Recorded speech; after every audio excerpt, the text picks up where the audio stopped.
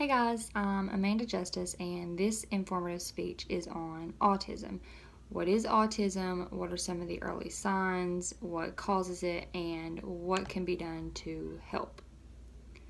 So, when we hear of or we speak about autism, we refer to it as just that, autism.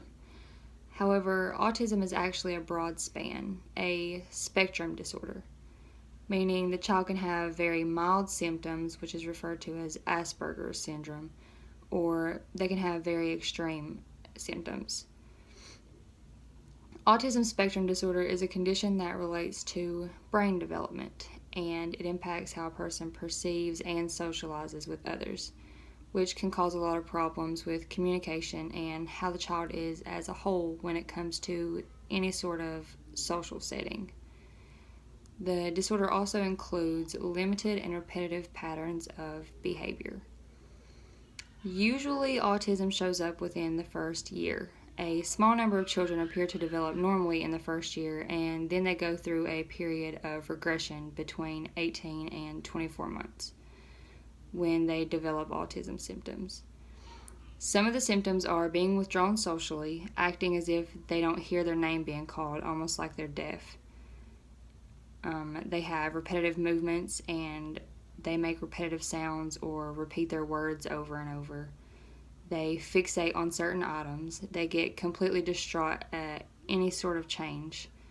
Their eating and sleeping habits aren't normal. Their speech is delayed or is completely non existent.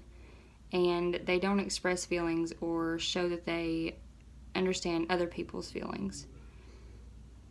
Autism is predominantly shown in males, but it affects a number of females also. And even though it's been talked about, according to the Autism Science Foundation, multiple studies have been done to show whether or not vaccinations could be linked to the cause of autism, because it was seeming like the more vaccines that there were, the more cases of autism there were. So, the Autism Science Foundation webpage says this: we looked at children who received vaccines and those who didn't, and who received them on a different, slower schedule. There was no difference in their neurological outcomes. Multiple studies have been completed which investigated the measles, mumps, and rubella vaccination in relation to autism. Researchers have also studied thimerosal, a mercury-based preservative, to see if it had any relation to autism. The results of studies are very clear. The data shows that no relationship between vaccines and autism exists. So if that's the case, then what are some of the causes?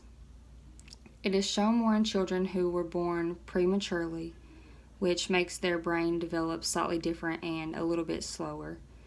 And genetics also play a huge role, such as if you have a close family member that has autism as well.